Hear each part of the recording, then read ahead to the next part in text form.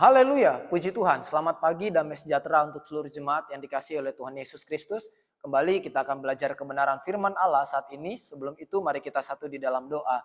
Bapa yang baik, dalam nama Yesus kami bersyukur. Kalau kami ada sampai pagi ini itu semua berkat kemurahan kasih-Mu. Sebentar kami akan mendengarkan firman Allah. Engkau memberkati, urapi firman yang akan disampaikan oleh hamba-Mu. Kami siap buka hati dan pikiran kami untuk mendengarkan firman Allah dalam nama Yesus. Haleluya, amin. Puji Tuhan. Bapak Ibu Saudaraku yang dikasihi oleh Tuhan Yesus Kristus, kembali saya akan melanjutkan pembahasan Alkitab kita. Saat ini saya akan membahas kitab Kejadian pasal yang ke-22 ayat yang pertama sampai ayat yang ke-19.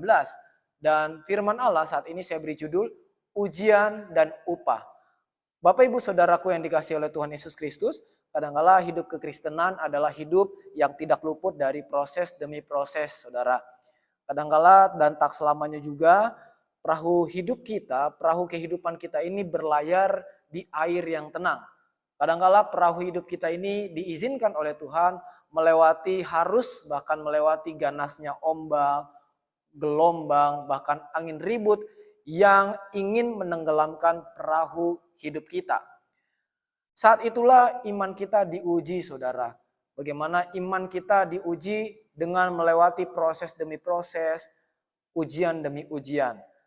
Proses ujian yang dialami tentunya akan membawa kita kepada pengalaman hidup yang luar biasa. Tentunya pengalaman hidup rohani yang membawa kita semakin dekat dengan Tuhan. Yang membawa kita untuk terus senantiasa berharap berserah kepada Tuhan.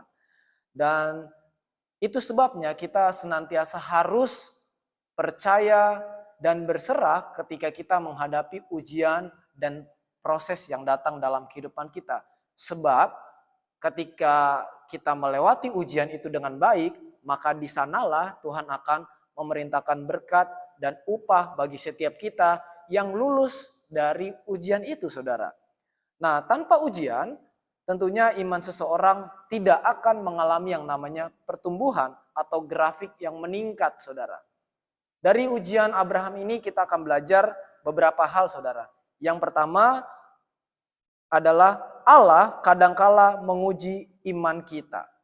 Kita bisa melihat di dalam kitab Kejadian pasal yang ke-22 ayat yang kedua, demikian firman Allah. Firman-Nya, ambillah anakmu yang tunggal itu yang engkau kasihi, yakni Ishak, pergilah ke tanah Moria dan persembahkan dia di sana sebagai korban bakaran pada salah satu gunung yang akan kukatakan kepadamu.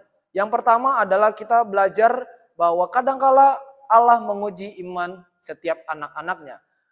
Kita sudah melihat bagaimana Allah sudah menepati janjinya untuk memberikan anak pewaris dari keturunan Abraham, yaitu Ishak, Saudara. Dan kita juga belajar dari ujian ini, Abraham dikenal sebagai bapa orang percaya. Ketika Ishak lahir, tentunya tidak serta-merta Abraham bebas dari yang namanya ujian. Ketika Ishak lahir, tentunya Allah kembali menguji iman Abraham. Allah menguji kepercayaan Abraham.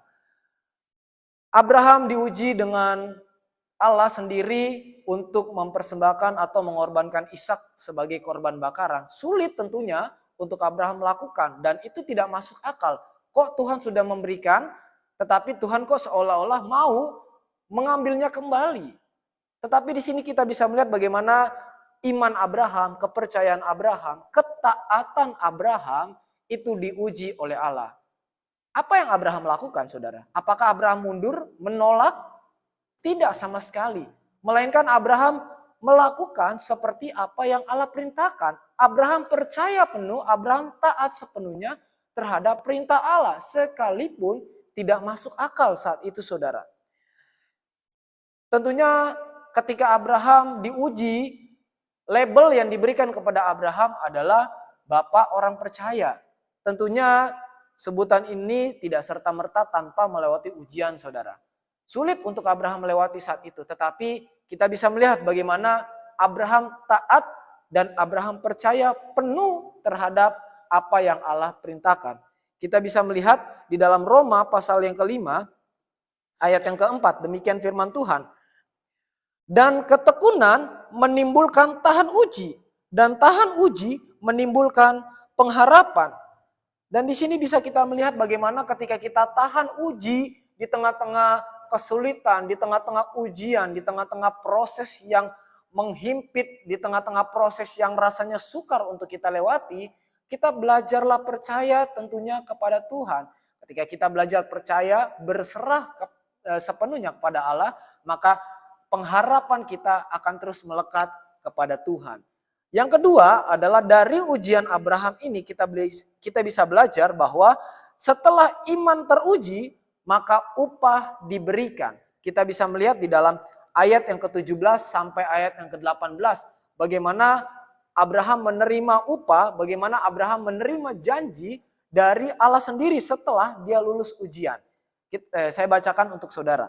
Maka aku akan memberkati engkau berlimpah-limpah dan membuat keturunanmu sangat banyak seperti bintang di langit dan seperti pasir di tepi laut. Dan keturunanmu itu akan menduduki kota-kota musuhnya. Oleh keturunanmu lah semua bangsa di bumi akan mendapat berkat karena engkau mendengarkan firman-Ku. Puji Tuhan, kita bisa melihat bagaimana ketika Abraham sudah lulus ujian, ada upah yang diberikan oleh Allah.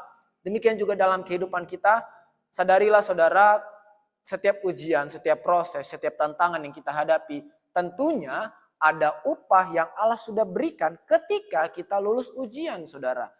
Ketika seseorang sudah melewati ujian, maka ada berkat yang Tuhan telah sediakan.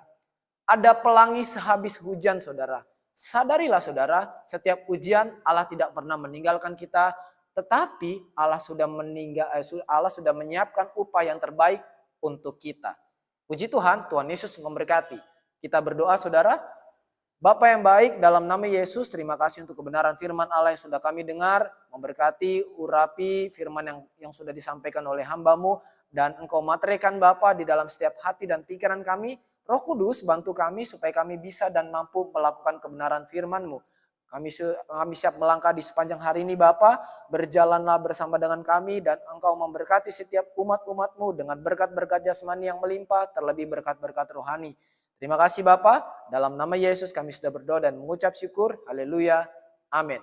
Puji Tuhan, selamat pagi, selamat beraktivitas. Tuhan Yesus memberkati. Immanuel.